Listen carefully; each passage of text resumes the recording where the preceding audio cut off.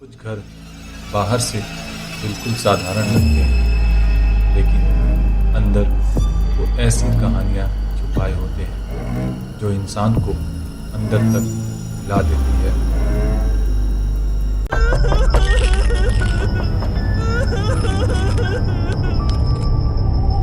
Mummy mummy, आपने सुना? क्या क्या हुआ बेटा? कमरे से कोई रो रहा है। नहीं, मैंने कोई आवाज नहीं सुनी। रमेश एक आम आदमी जिसकी जिंदगी हिसाब किताब में उलझी रहती थी। सीमा, स्कूल का फीस, किराया, बिजली का बिल सब एक साथ आ जाता है। ओहो, मैं समझती हूँ रमेश, लेकिन बच्चों के सामने परेशान मत हुआ करो। हर बात में पैसे पैसे, कभी चैन से भी जी लिया करो। जब जिम्मेदारी आती है ना तो चैन खुद भाग जाता है। उसी दिन शाम ढलते ढलते रमेश को एक नए घर की खबर मिलती है और वह बिना देर किए सीमा के साथ उस घर को देखने निकल पड़ता है। तभी रमेश को एक घर मिला, बड़ा सस्ता और बहुत पुराना। मकान मालिक रमेश को घर के बारे में बता रहा है। अरे भैया, घर अच्छा है, बस एक कमरा बंद है। क्यों क्यों बंद है? पुरानी बात है, रहने लायक नहीं, इसलिए बंद रखा है।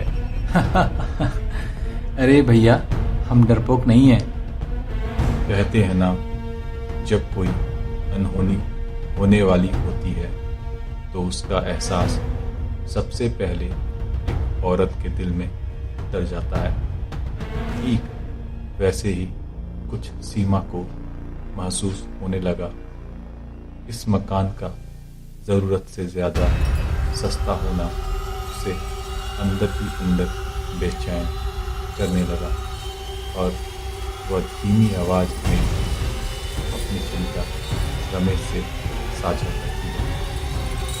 सस्ता कुछ तो वजह होगी। गरीबी में सवाल नहीं पूछते सीमा।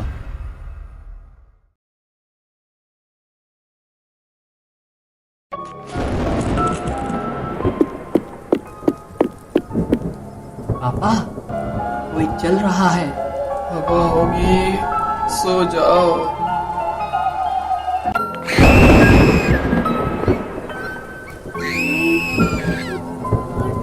लग रहा है। रमेश, देखो दरवाजे के बाहर ये निशान। मैं कह रही हूँ ये घर सही नहीं है। तो क्या सड़क पर रहें? मम्मी, आंटी रोज रात में आती है। कौन आंटी? जो रोती है, कहती है किसी ने उनके साथ बहुत बुरा किया है। बस ये सब डर की बातें हैं।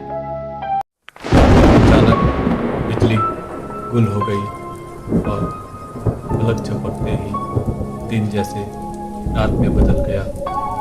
तेज बारिश की बौछार गिरने लगी, आसमान गड़गड़ा गया। तभी उस रहस्यमयी औरत ने भारी आवाज में कहा, आप जानते थे, चुप कौन हो तुम? सच बोलो। अब बहुत हो गया, मैं वो कमरा खोलूंगा। नहीं अमन, वो दरवाजा मत खोलना। अंदर हड्डियां, पुरानी तस्वीरें और एक टूटा हुआ सच। हे भगवान, मुझे जमीन के लिए मार दिया गया और सबने चुप्पी ओढ़ ली। हमें नहीं पता था। चुप रहना भी गुनाह है। अगली सुबह रमेश सच लेकर पुलिस के पास पहुंचा। आप बताइए, क्या मामला है? साहब, मैं एक घर में रहने गया था, वहाँ एक बंद कमरा था और उस कमरे में कुछ बहुत गलत छुपा हुआ है। गलत मतलब? ठीक से बताइए।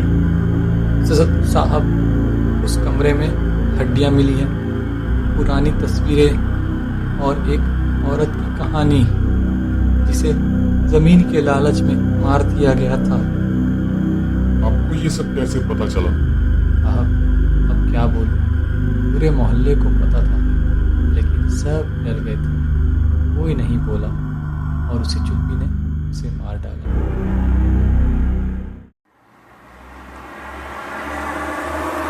और आप कब क्यों आए? क्योंकि साहब, मैं भी पहले चुप रहा। मुझे लगा ये मेरी जिम्मेदारी नहीं है, लेकिन अब समझ आया चुप रहना भी गुनाह होता है। आपने सही किया यहाँ आकर।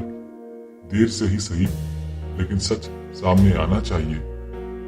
जांच शुरू हुई, पुराना केस फिर से खुला और सालों से दबा सच धीरे धीरे बाहर आने लगा। रमेश, हम पूरी जांच करेंगे। जिसने भी गलत किया है वो बचेगा नहीं। मम्मी मम्मी, आज रात वो आंटी नहीं आई। लगता है उन्हें शांति मिल गई है। सच बोलने से कभी देर नहीं होती। गलत को अनदेखा करना एक दिन डर बनकर लौटता है। आज समझ आया, घर ईंटों से नहीं सच से बनता है। और जो सच से भागता है वो सुकून कभी नहीं पाता।